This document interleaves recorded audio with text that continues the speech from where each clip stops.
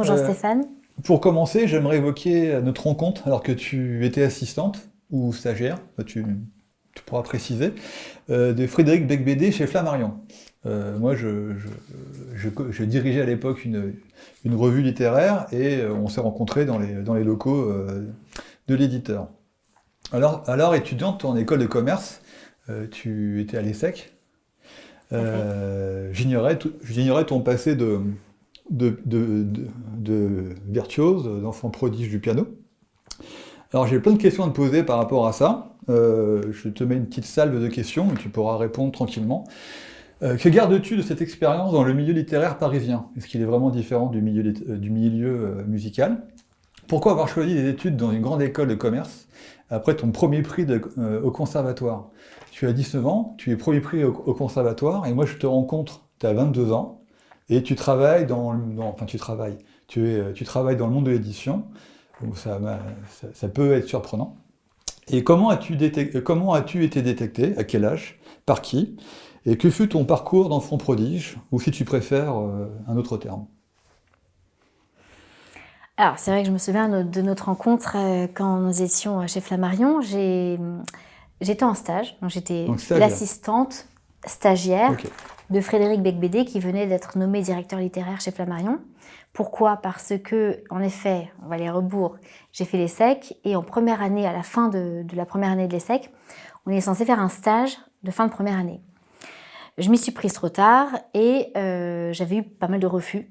Donc, je n'avais pas encore trouvé mon stage qui devait commencer en juin. Et il faut savoir qu'en première année, si on ne fait pas son stage, on est viré de l'ESSEC. Donc, la panique montait, j'avais pas de stage, juin approchait, je me disais, oulala, qu'est-ce que je vais faire?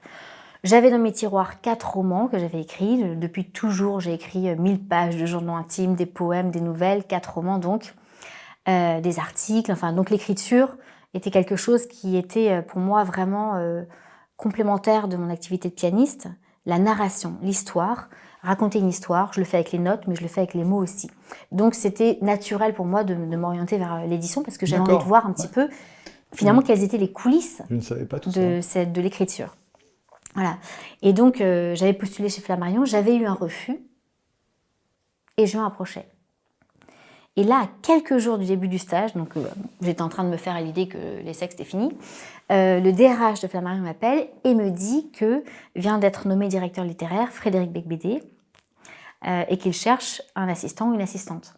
Donc, c'était tout trouvé, donc j'ai dit très bien, je passe l'entretien. J'ai passé l'entretien avec Frédéric, il m'a prise et donc j'ai fait 6 mois de stage en tant que assistante de direction littéraire chez Flammarion, aux côtés de Frédéric. Et c'est comme ça qu'on s'est connus. Et tu connaissais ces romans avant de travailler Et je venais de lire effectivement L'amour dure 3 ans, 99 francs. J'avais, comme tu l'as dit, 21 ans. J'étais en admiration devant son écriture, devant son charisme.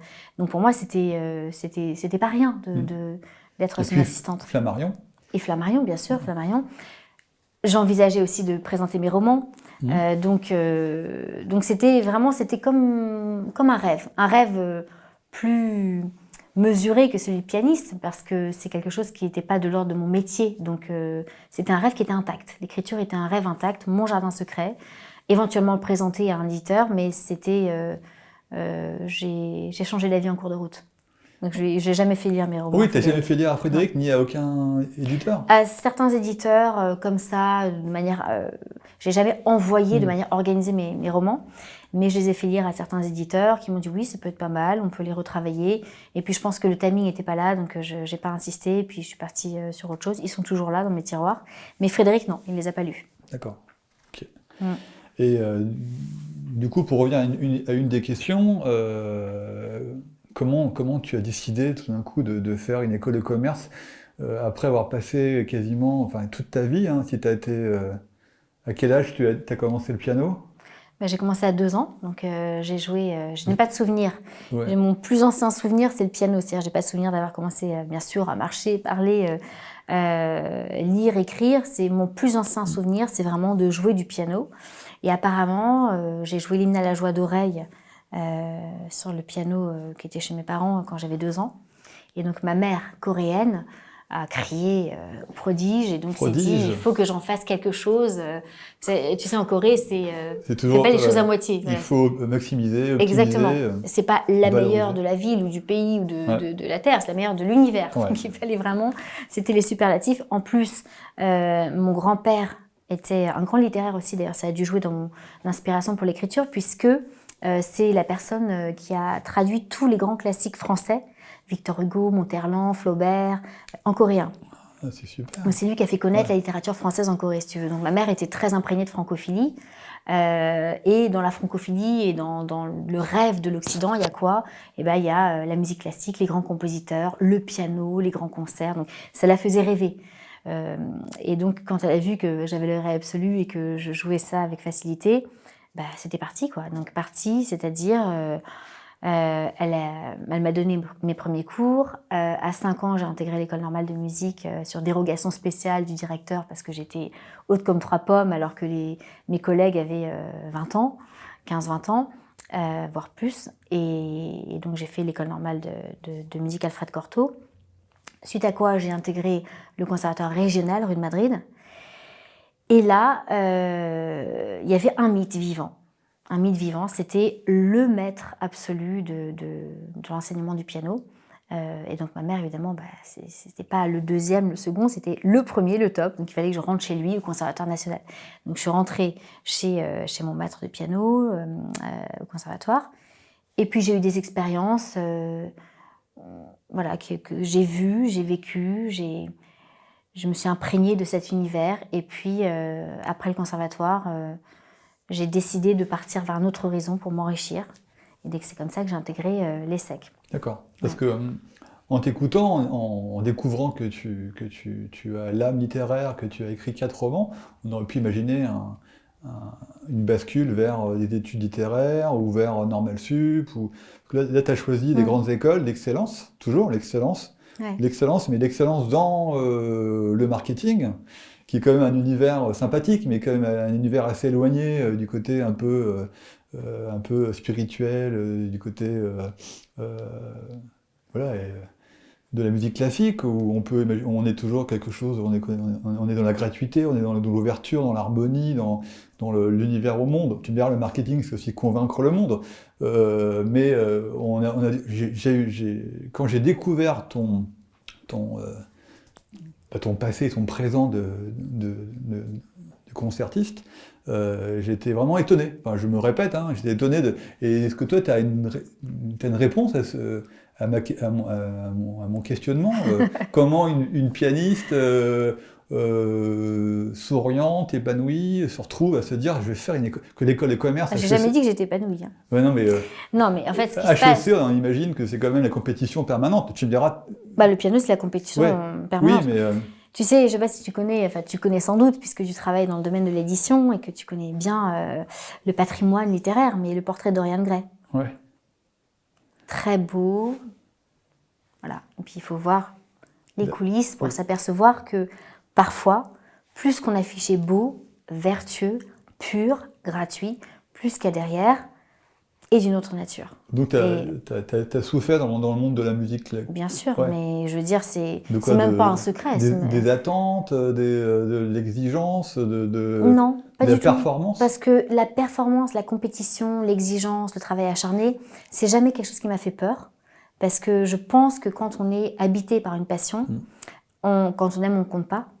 Et le travail n'est plus un travail, mais une mission. Tu vois, parfois les gens me disent est-ce que vous travaillez combien d'heures le piano ? Est-ce que vous pourriez imaginer votre vie sans le piano ? Enfin, le piano, c'est ma raison d'être. La musique, c'est ma raison d'être, de manière générale.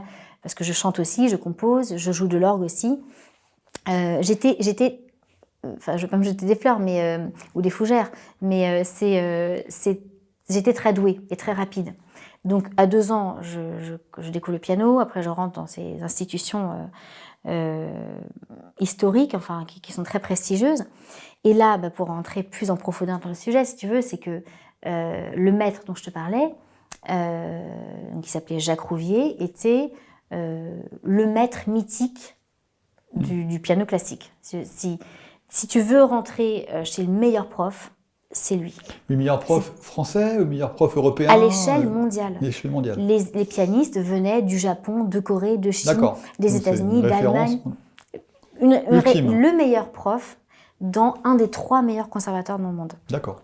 C'est vraiment l'élitisme. Puis c'est vrai que la musique classique est un milieu très élitiste. Donc ça veut dire quoi? Ça veut dire que quand tu rentres dans ce milieu, tu es prêt à te donner corps et âme, à sacrifier bien sûr ta vie. Moi, j'ai pas eu d'amis, j'ai pas eu d'enfance, je regardais pas la télé, enfin parfois en cachette, mais j'avais une vie très spéciale, si tu veux. Donc tout ce qui est référence commune culturelle, des dessins animés, des chansons, j'étais à l'ouest. J'étais vraiment une sorte d'un peu d'autiste, quoi. J'étais un petit peu différente avec mes références à moi, Beethoven et Mozart.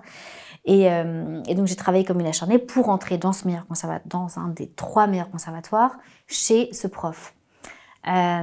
Pour entrer chez lui, il faut savoir que déjà, il faut être admis dans les 5 premiers au Conservatoire national. Si tu es admis dans les 5 premiers à l'unanimité, sur plusieurs milliers de candidats, hein, donc après, ils en prennent 20 au final, et si tu es dans les 5 premiers de ces 20, de ces milliers de candidats, tu peux éventuellement espérer attirer l'attention de Maître Rouvier. Et quand je suis rentrée dans les 5 premiers à l'unanimité, et Jacques Rouvier a dit moi je veux Lydie Solomon, et à part Lydie Solomon, personne ne m'intéresse. Donc il avait vraiment décidé de me pousser, quoi. Il disait voilà, s'il y avait que des Lydie Solomon, je les prendrais, mais il a vraiment jeté son dévolu pédagogique, pensais-je au début, sur moi. Et donc, moi, c'était un mythe qui devenait réalité. Donc, j'étais complètement... c'était le plus beau jour de ma vie, si tu veux. Pour moi, j'étais naïve, innocente, très jeune. J'avais 15 ans.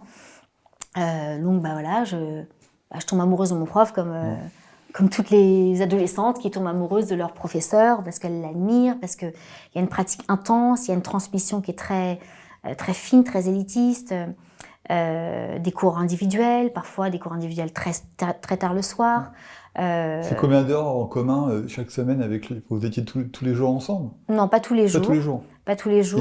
Il y avait d'autres élèves? Il y avait d'autres élèves, mais quand on a le cours, on est en one-to-one. Mais lui, à l'époque, il avait que toi ou il avait encore d'autres... il avait d'autres élèves. Oui. Il avait d'autres élèves, mais après, il choisit qui il donne plus son temps. D'accord. À qui il donne un cours plutôt à 16h ou plutôt à 21h. D'accord. À qui il donne un cours de plus. Ouais. Qui il emmène en voiture pour aller chez lui pour suivre le cours. Ouais. Tu vois, c'était un petit peu ça.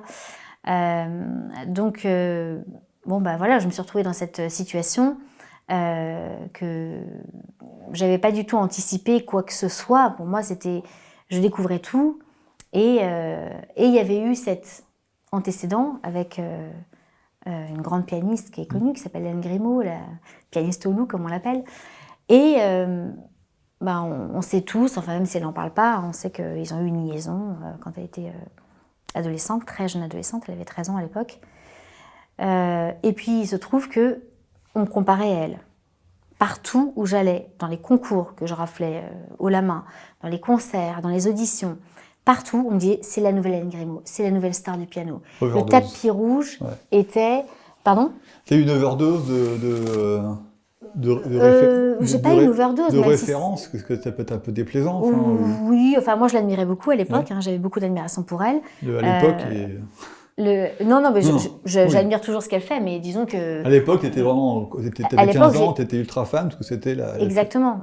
Moi, le temps est passé, ce que je te dis aujourd'hui, je te l'aurais jamais raconté à 15 ans, à 20 ans, même à 30 ans.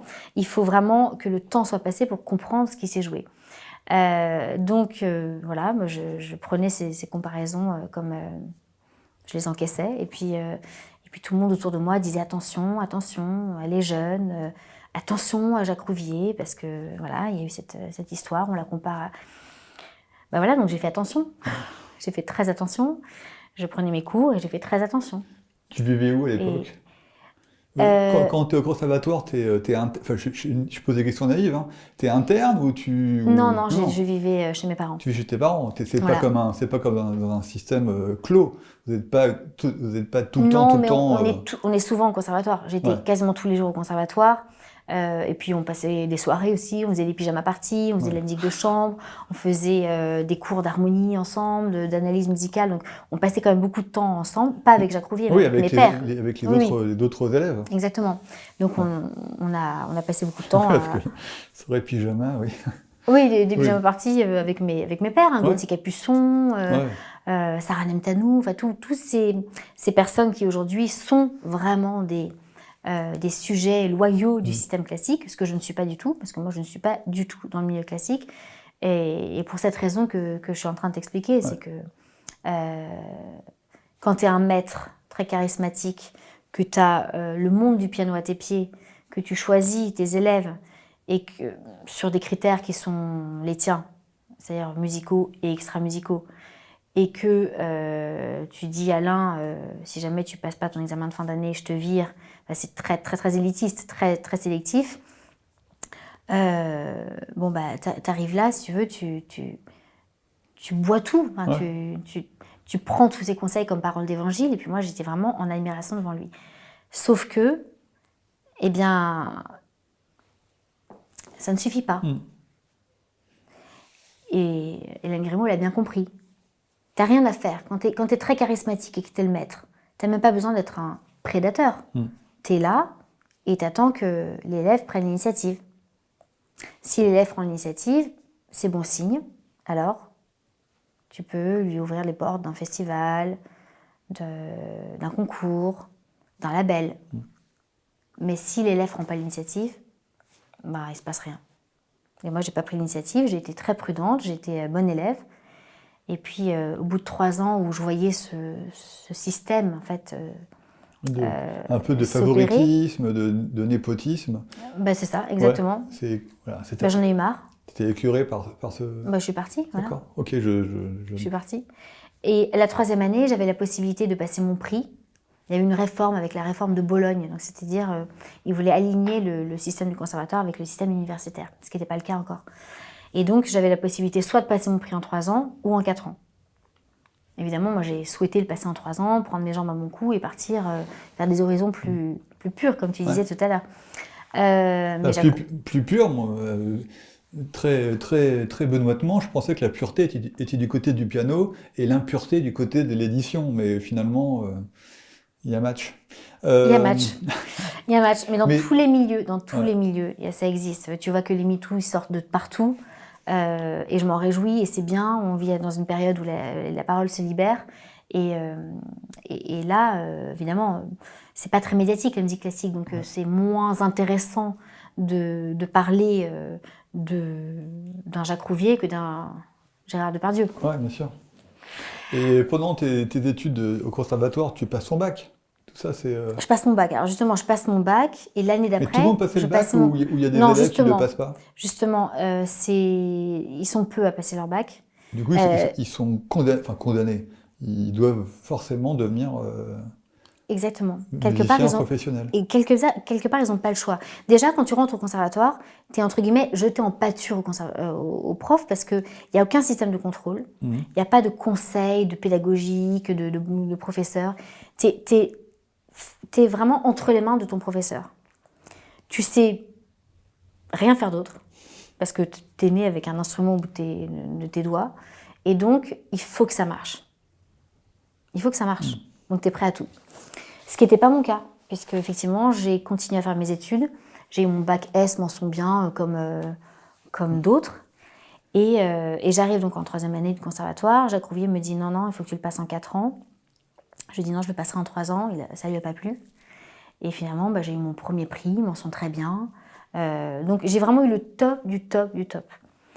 Et là, ce qui aurait dû se passer, c'est que j'aurais dû entrer dans ce qu'on appelle le cycle de perfectionnement.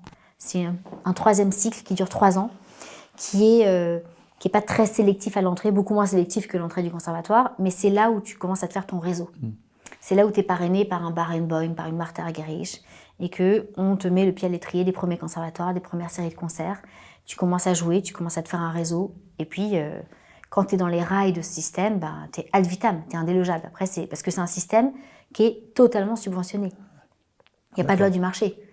Toutes les concerts à la Philharmonie, les festivals, c'est toi qui les payes. Ouais. C'est moi qui les paye.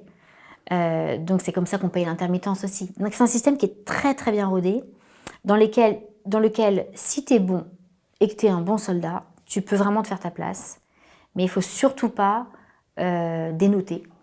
Ou dire que quoi que ce soit te plaise pas, parce que sinon tu t'es remplacé par quelqu'un d'autre.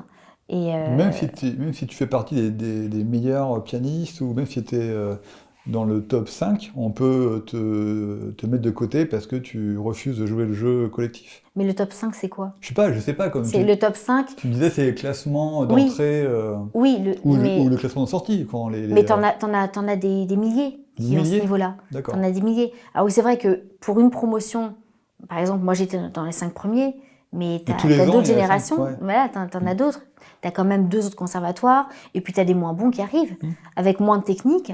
Ils ont plus la tchatche, ils ont plus ils sont plus déterminés aussi à aller là coûte que coûte. Moi, c'était pas coûte que coûte, tu vois. C'était vraiment, justement, je voulais ma conscience pour moi. Et donc, quand j'ai eu mon prix, je suis pas allée en perfectionnement. Donc là, ce qui aurait été normal, c'est que je rentre en perfectionnement, ce qui aurait été la continuité normale pour récolter les fruits de ce que j'avais semé, du sacrifice que j'avais accepté depuis 18 ans. Je l'ai pas fait. Il se trouve que j'avais des copains, là, pour répondre à ta question, j'avais des copains qui étaient en classe prépa HEC. Donc c'est comme ça. Et c'est comme ça. J'aurais eu des copains qui auraient été en classe prépa à Polytechnique ou Normal Sup. J'aurais peut-être fait ça.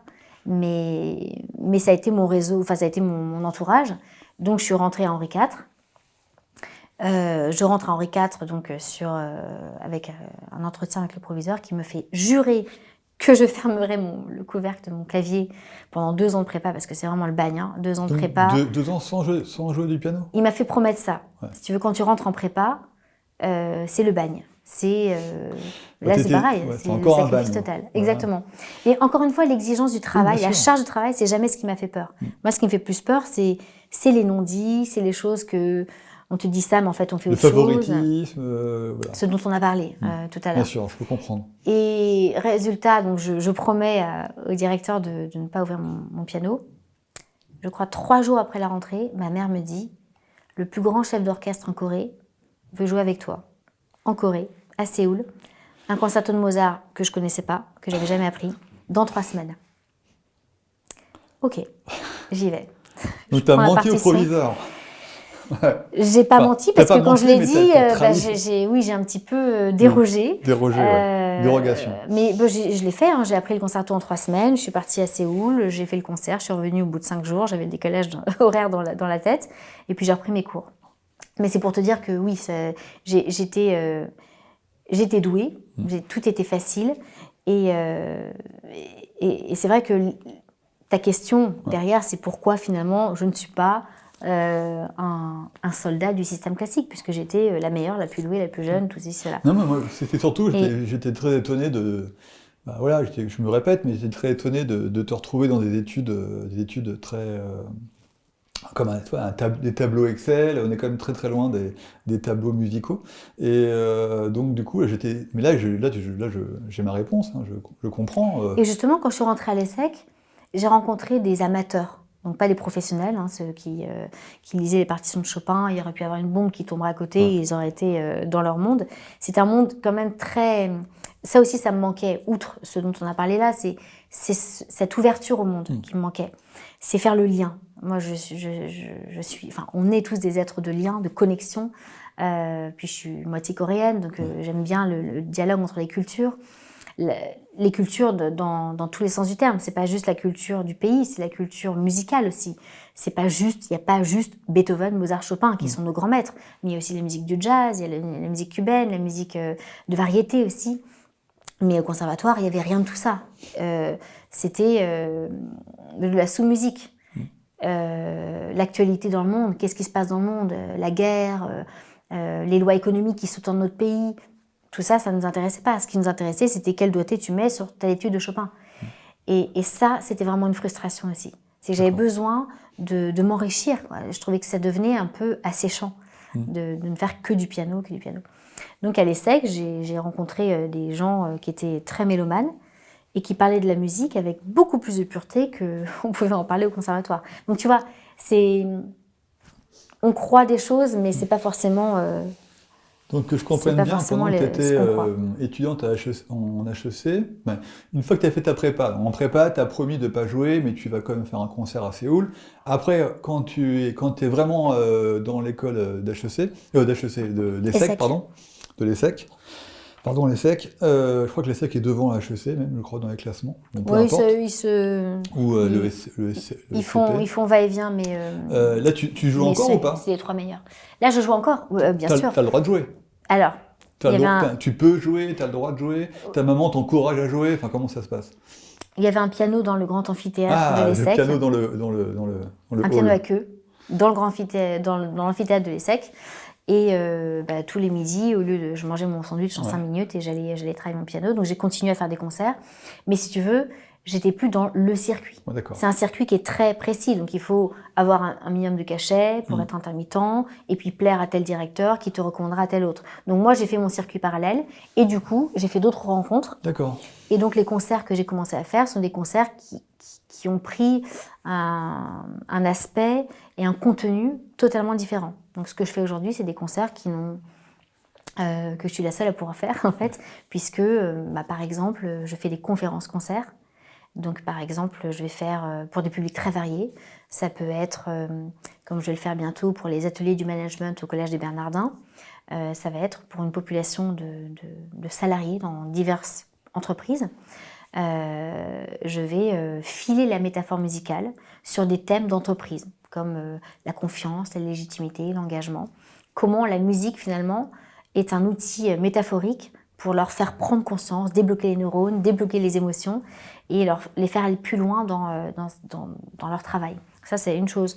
Par exemple, je vais le faire aussi prochainement, je l'ai fait déjà l'année dernière, le secrétaire général de LVMH, Marc-Antoine Jamet, qui est aussi maire d'une commune en Normandie, m'a donné carte blanche sur 3 jours pour infuser toute la population de la commune de musique dans tous ses états, et pour tous les âges et pour tous les genres de publics. Donc là, qu'est-ce que je vais faire? Je ne vais pas dérouler mon programme Bach, Chopin, Schumann, que font très bien mes pairs, mais je m'imprègne à chaque fois de la situation et je fais un concert-spectacle sur mesure, parce que tu sais que je suis aussi actrice, et donc parfois je peux incarner un rôle aussi. Par exemple, je peux incarner le rôle de l'immortel bien-aimé de Beethoven, comme je l'ai fait, donc là je fais un spectacle musical autour de cela, et c'est souvent du sur-mesure. Donc ça va être pour les enfants, pour les adolescents, pour les grands. Je fais des concerts aussi normaux pour des mélomanes affûtés, mais ce sont des concerts qui sont totalement... unique. Oui, c'est ce que j'aime. Événementiel. Et surtout, parce que finalement, je me dis qui je suis pour être une pianiste de plus qui rabâche une fois de plus une sonate de Beethoven qui a été jouée des milliers de fois, enregistrée des milliers de fois, par un compositeur qui est mort il y a 200 ans, dont on n'a plus finalement la source musicale, si tu veux. C'est un peu un phénomène de téléphone arabe. Donc il faut toujours, on parle de rajeunir le public de la musique classique, on parle de rajeunir, d'élargir la cible. Moi je le fais en faisant des dialogues avec d'autres musiques. Donc par exemple, quand j'ai échangé avec Pascal Obispo, qui m'a dit tiens, vous pourriez reprendre mes chansons en piano. Et je me suis initiée à l'exercice de prendre une chanson de variété, et là, instantanément, parce que j'ai quand même une grande culture musicale classique, j'entends tout de suite une œuvre en miroir avec cette chanson. Donc, par exemple, Lucie de Pascal Obispo, tout de suite, j'ai entendu le concerto en sol mineur de Saint-Saëns. Voilà. On pourrait dire, mais comment ça t'est venu? C'est quelque chose qui est organique, comme de l'ordre de la symbiose, tu vois. Et donc, je fais une composition personnelle à partir de cela. Et dans mes concerts, c'est ça qui est intéressant, c'est qu'à la fois, j'aime aller chercher le cœur de chacun dans ce qu'il a de plus accessible. Et en même temps, on se sent comme gratifié parce qu'on a écouté du Beethoven, du Mozart, mais à une sauce plus digeste. Donc finalement, tu n'as jamais arrêté de jouer? Jamais. Okay. Jamais. Même s'il y avait des moments où j'ai beaucoup tourné, j'ai fait des concerts de jazz, j'ai tourné dans des films, dans des séries. Dans des séries, ouais. Le piano, c'est ma raison d'être, en fait. C'est mon fil rouge. Et au final, l'ESSEC, ça t'a permis aussi de construire un petit peu ce que tu viens de décrire, l'événementiel, de proposer des choses un peu innovantes. L'événement plutôt que l'événementiel. L'événement. Ouais. Un événement. Ouais, c'est l'événement. C'est vraiment ça qui me plaît. Et ça, tu l'as appris à l'ESSEC ou tu l'avais déjà en toi? Non, je l'avais en moi. Mais c'est parce que je l'avais en moi que j'ai fait l'ESSEC. Et l'ESSEC t'a peut-être donné des clés ou des outils pour peut-être le présenter? C'est vrai que j'ai rencontré un professeur qui est un ami, qui était professeur de ressources humaines, Maurice Thévenet, qui m'a mis le pied à l'étrier de cet exercice, au fond, de rassembler deux univers qui, tu l'as dit toi-même, se regardent en chien de faïence. Moi, quand je suis partie du conservatoire, donc pour aller en classe prépa et puis à l'ESSEC, bon, d'une part, personne ne m'a rattrapée, une chose quand même un peu étrange parce que j'étais quand même la meilleure, la plus jeune, la plus douée, la plus belle. Enfin, tu vois, c'est bizarre de dire ça, mais c'était quand même ce qu'ils disaient, les gens. La fille, elle part à l'ESSEC, personne ne la rattrape. Ni les profs, ni le directeur, ni personne. Donc, mais au mieux, on me rattrapait pas. Ils vivent entre eux et tout d'un coup, tu as trahi la tribu. Ça peut se comprendre aussi. Ils se disent, voilà, tu sors de la tribu, tu n'es plus dans la tribu. C'est exactement ça. Donc du coup, c'est exactement. D'une part, tu pars de la tribu. Par contre, tu peux pas revenir. Et tu peux pas revenir. Ouais. Mais ça, même moi, je le comprenais pas il y a encore quelques années. Ouais. Non seulement tu trahis la tribu, mais en plus, c'est une concurrente de moins. Oui, donc ça ravit beaucoup de... Ça en ravit beaucoup. Ouais. Et bon, je vais pas raconter toutes les histoires que j'ai entendues, mais voilà, les gens ont beaucoup parlé de moi en disant Lydie Solomon, elle est devenue médecin, elle est devenue consultante, elle vend des tomates, bon voilà. Donc c'est vrai que c'est deux univers qui se regardent vraiment en chien de faïence. Et moi, ce que j'aime, d'ailleurs, il y a des études scientifiques, tu sais, qui ont été faites là-dessus, qui disent que le franchissement de frontières entre deux univers, entre deux pays, entre deux langues, entre deux disciplines, et ben c'est là que se passe l'Eureka. Alors, c'est pas confortable parce qu'on n'a pas envie d'y aller, parce qu'on ne connaît pas, parce que ça fait peur, parce qu'on va être jugé, parce que c'est pas nos zones de confort. Mais n'empêche que quand tu franchis cet infranchissable parfois, c'est là que ça te donne des idées. Et moi, toutes les idées que j'ai eues, c'est parce que j'ai franchi un pas de côté. Je suis allée à côté, là où je connaissais pas, dans la variété, donc à l'ESSEC. Et donc oui, c'est vrai qu'on a beaucoup médit sur moi. T'as fait quand tu disais, tu as fait des séries télé, tu as fait du cinéma. Et ta maman, en tout ça, comment elle a vécu ce changement de cap qui était le cap, peut-être espéré, qui était le cap d'une pianiste, concertiste classique. Et elle t'a... Ça, faut lui demander. Non, mais... faut lui demander, mais je pense que elle sait que j'ai une personnalité qui est celle-ci. Et donc, elle-même aussi, elle était businesswoman, donc je pense que... et puis elle a quitté la Corée pour venir en France, donc... et j'ai peut-être d'ailleurs hérité ça d'elle-même aussi. Le goût du risque. Le goût du risque et d'aller là où on ne nous attend pas, innover, être pionnier, essayer quelque chose de nouveau. Donc je pense que c'est quelque chose qu'elle a aussi en elle, qu'elle m'a sans doute transmis et que j'exprime comme ça aujourd'hui. C'est super. C'est une belle histoire. Enfin, c'est un beau... In fine. Ouais, un beau chemin de vie. En parlant de chemin de vie, il y a un autre impact, une autre rencontre, si tu souhaites en parler.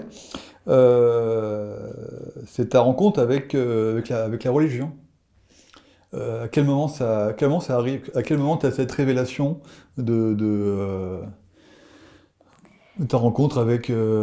comment... Je n'ai pas rencontré la religion. J'ai rencontré Jésus. Jésus. Précisément. En personne. Rien de moins.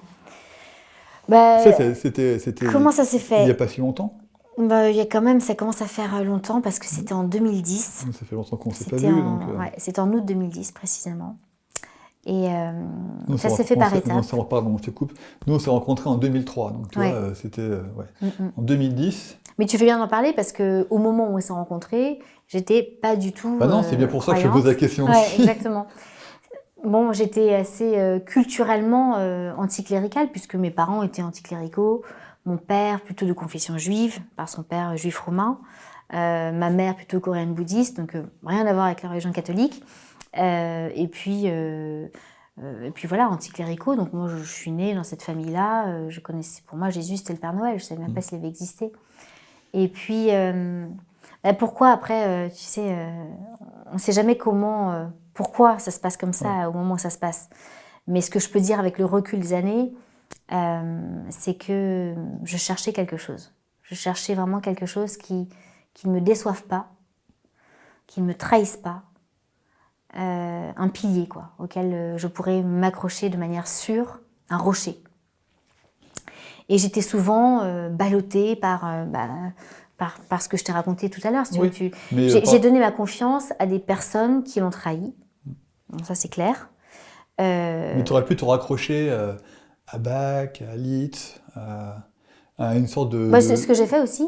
C'est ce que j'ai fait aussi. De mentor tutélaire, de modèle tutélaire. Oui, c'est ce que j'ai fait aussi. Mais du coup, quand tu remontes à la source, tu remontes à la source. Parce que quand je te pose la question, c'est aussi parce que comme je connais ton goût pour Franz Liszt, j'ai un peu comme ça supposé que ces compositeurs qui étaient très croyants, Franz Liszt a fini abbé, je crois, ont pu peut-être t'influencer ou te servir de référence ou de modèle. Mais d'ailleurs, tu vois, quand tu dis ça, c'est d'autant plus pour ça, tu as tout à fait raison, j'étais très accrochée à cette cette quête de l'absolu de ces compositeurs. Donc j'y étais très accrochée parce que moi-même, je suis animée par cette quête de l'absolu. Donc je me retrouvais en eux. Et donc, si tu veux, quand tu te retrouves dans un milieu qui apprend ces œuvres-là et où c'est vraiment pas joli, t'es très, très, très déçu. Oui, et t'es vraiment déroutant, déceptif. Oui, tu es vraiment... J'avais plus envie, quoi. Tu vois ce que je veux dire? C'est pour ça que je suis partie ailleurs, c'est que j'avais plus envie d'être dans ce milieu-là. Mais pourtant, Beethoven, ils n'ont pas le monopole de Beethoven et de Mozart et tout ça. Donc oui, je me suis accrochée à ces rochers. D'ailleurs, je suis très, très attachée à la vie de Beethoven, que je trouve vraiment... je ne l'ai pas connu, mais ce que j'ai vécu, ce que j'ai lu de lui, et ce que je joue de sa musique, et ce que je perçois de lui, c'est quand même quelqu'un qui avait un idéal, et qui était un grand humaniste, avec une grande bonté de cœur, même s'il a fait des grosses bêtises, des grosses colères, des gros péchés. Mais il avait toujours le cœur qui le rattrapait. Et quand il faisait quelque chose de pas bien, il le reconnaissait, il disait je suis désolé, je me suis emporté. C'était toujours l'homme avant tout. D'ailleurs, tu vois, l'hymne européen, c'est l'hymne à la joie, c'est pas un hasard, sa musique, elle est imprégnée de ça. Mais je cherchais plus, vraiment. Quand tu cherches, tu t'arrêtes pas, en fait, tu t'arrêtes pas en chemin, tu vas jusqu'au bout de ta quête. Et il se trouve que c'est par le cinéma que je suis venue à ça, puisque mon agent cinéma un jour m'a appelée en me disant que j'avais un air de ressemblance avec une sainte catholique qui s'appelle Bernadette Soubirous. Et donc mon agent m'appelle, voilà, il y a un producteur qui veut te faire passer des essais pour le rôle de Bernadette Soubirous. J'y connaissais rien, mais tout ce que je savais, c'est que je trouvais pas ça très sexy, et que ça m'attirait pas beaucoup. Bon, d'accord, une religieuse avec une robe de bure, ça me disait vraiment rien. Donc, mais bon, j'ai quand même passé les essais, et puis comme jouer la comédie, ça m'attire, j'ai lu ses écrits, qui sont assez modestes, j'ai vu des films sur elle, j'ai lu des livres, je me suis renseignée, je suis tombée en amitié avec cette personne qui, au-delà de la foi, si tu veux, elle avait un aplomb incroyable sur ce qu'elle croyait, celui et celle en quelle elle croyait, et même les prêtres, les policiers, les autorités qui étaient beaucoup plus grands qu'elle ne pouvaient pas lui faire douter. Ça m'a vraiment plu. Et je me suis dit, c'est quelqu'un qui est vraiment est fiable, tu vois. Et donc, j'ai rencontré de fil en aiguille le chapelain de Lourdes qui m'a conseillé de lire les évangiles, puisque c'était ce en quoi elle croyait. Et donc, j'ai lu les évangiles, donc c'était en août 2010. J'ai ouvert les évangiles comme j'ouvrirais un Roald Dahl. Enfin, si tu veux, c'était pour me cultiver, pour comprendre ce en quoi Bernadette, que j'aimais beaucoup, croyait. Et c'est là que ça s'est passé. D'accord, c'est super. J'ai lu les 4 évangiles et puis ça m'a foudroyée. D'un casting, un casting réussi. Ouais. Et qui a eu le rôle? Justement, on était 5000 comédiennes au début. Le casting a duré 1 an et demi, on était 2 à la fin. Et finalement, c'est une autre actrice qui l'a eu, je ne sais plus comment elle s'appelle, son prénom est Katia. Donc le film existe? Et le film existe, il est sorti à Lourdes et je ne l'ai pas eu parce qu'au dernier moment, le producteur m'a dit « Oui, mais en fait, t'es un peu trop typé. » Alors je lui ai dit « Oui, mais enfin ça, en même temps, c'est depuis le début. » Dès le départ. Mais bon, c'est pas grave. Je pense que c'est d'autres enjeux qui me dépassent. Mais tu vois, à Lourdes, il y a une statue qui a été offerte par une dame italienne qui était venue en pèlerinage et qui était aveugle. Donc elle est venue à Lourdes, pas très croyante. Elle est venue à Lourdes en se disant « Je vais peut-être retrouver la vue, on ne sait jamais, un miracle peut toujours arriver. » Elle est partie à Lourdes, elle est repartie, toujours aveugle, mais avec une foi brûlante. Et elle a financé cette statue où il est écrit « Retrouver la foi, c'est plus que retrouver la vue ». Et j'y pense souvent quand j'ai une déception, tu vois, je me dis oui, ben, j'ai pas eu ce que je voulais, j'ai pas eu le jouet que je voulais sur Terre en fait. Mais ce qui compte, c'est pas le jouet, c'est ce qu'il y a derrière. Donc j'ai gagné au change finalement. Ouais, c'est très touchant.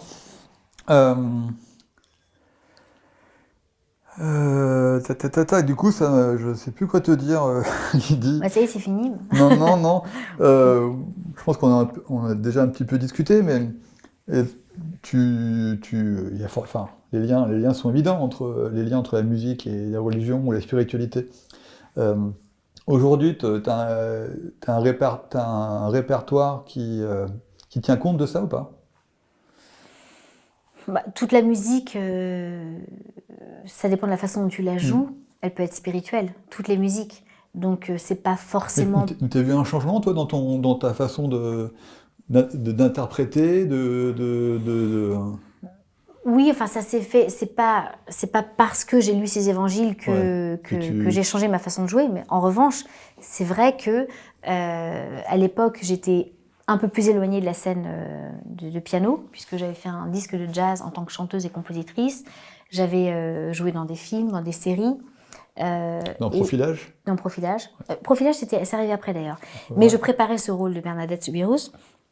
Et c'est vrai que j'étais toujours, bien sûr, je travaillais toujours mon piano, mais je donnais moins de concerts classiques. Et le chapelain de Lourdes, chez qui j'ai déjeuné à ce moment-là, qui est devenu mon parrain d'ailleurs, parce que maintenant, depuis, j'ai été baptisée, il m'invite chez lui, on mange du poisson en silence. Donc le silence est très propice aux prises de conscience. Je mange mon poisson et puis il brise le silence. Il me dit « Est-ce que vous jouez du piano tous les jours ?» Et moi, c'est vrai qu'à ce moment-là, je n'avais pas tellement envie d'entendre parler de piano. Parce que j'en faisais tous les jours en secret, mais je ne faisais pas de concert.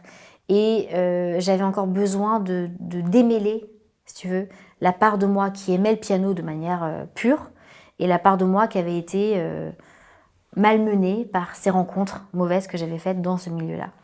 Donc cette question, elle m'a vraiment... ça a été un coup de... Je ne sais pas comment dire, un coup de... Pas d'épée, parce que c'était bienveillant, mais c'était violent. Et je suis rentrée chez moi.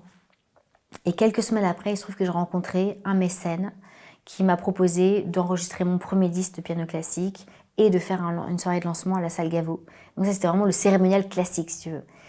Et donc, je me suis remise à rejouer du piano classique comme j'espérais raccrocher les wagons que j'avais détachés à 18 ans. Mais c'était sans savoir que ça servait à rien, puisque c'était pas le talent qui comptait. C'était le réseau. Bah exactement. La joue et tais-toi. Voilà, ouais. C'est ça. Et donc j'étais assez ingénue. J'ai contacté les Capuçons, mes amis d'alors. Mais c'était pas sur le talent ou l'amitié ou l'humanité. C'était sur d'autres critères dont j'avais pas conscience.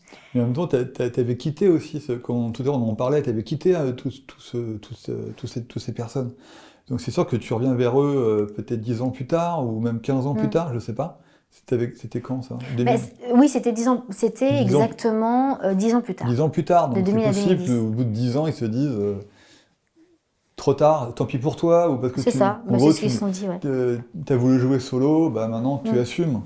Il y a un peu ce côté-là, j'imagine. En même temps, c'est pas eux que j'ai quitté. Non, mais tu vois ce que je veux dire, j'ai quitté un système. Ouais, mais c'est leur système. J'ai quitté un système. Si tu me dis que dans ce système, on fait pas attention à ce qui se passe au niveau géopolitique, au niveau économique, au niveau quotidien, de la vie quotidienne, et qu'on est obsédé par la musique, C'est sûr qu'ils peuvent... Non, j'ai pas dit qu'on était obsédés par la musique. Ils sont pas obsédés par la musique. Non, mais tu me dis par le doigté dessus. Oui, alors ça c'est en fait... conservatoire. Ce qui se passe, c'est qu'au conservatoire, comme tu es un bon soldat, tu dois être le meilleur et tu dois faire que ça.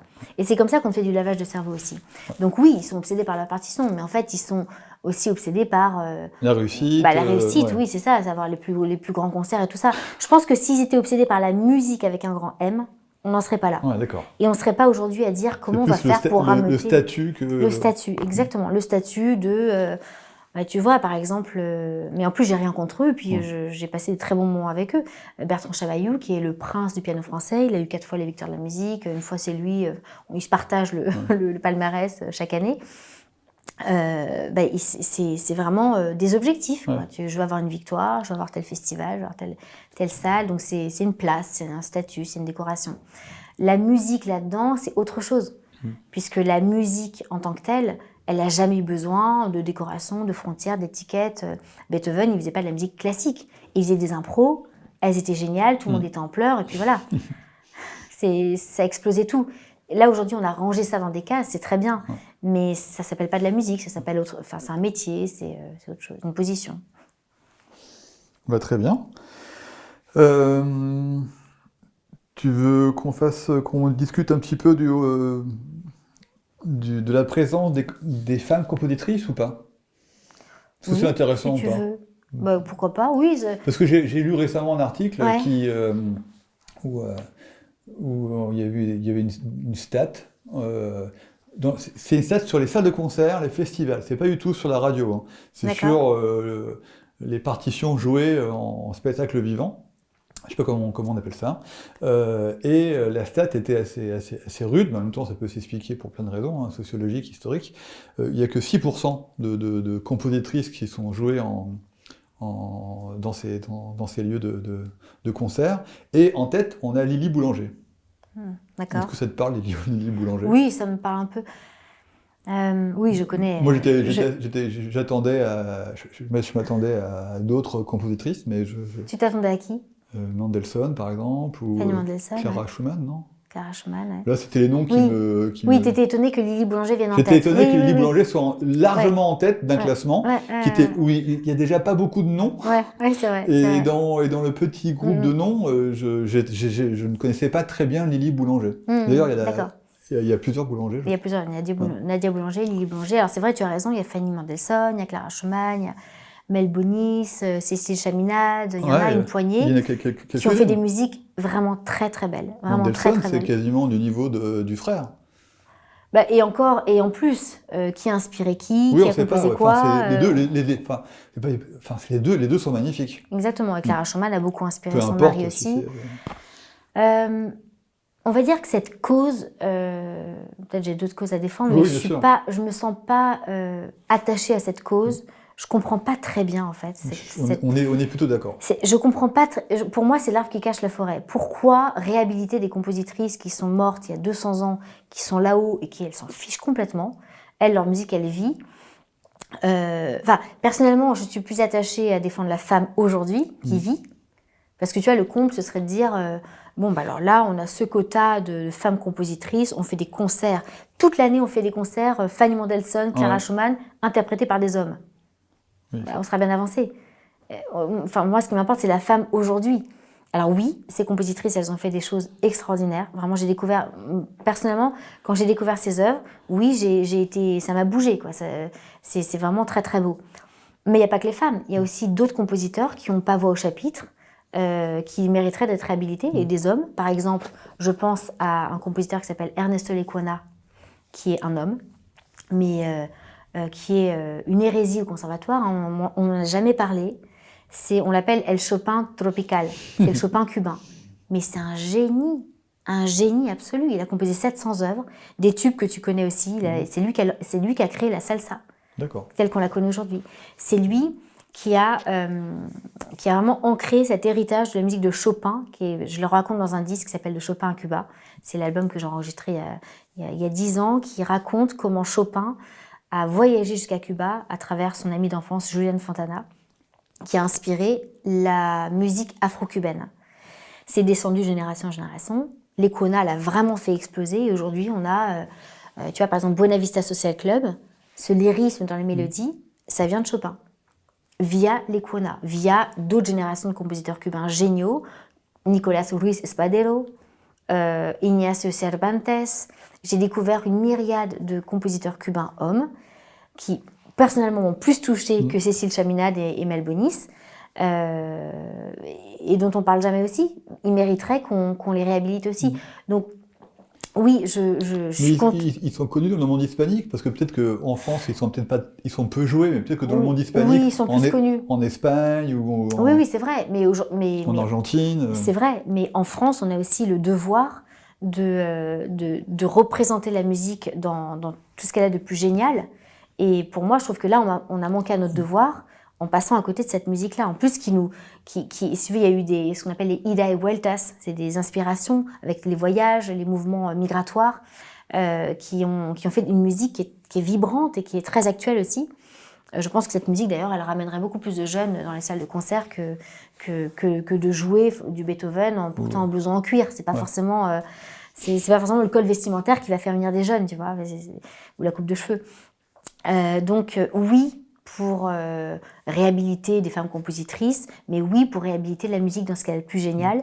Et les enquêtes musicales, c'est important pour s'ouvrir en fait à différentes inspirations.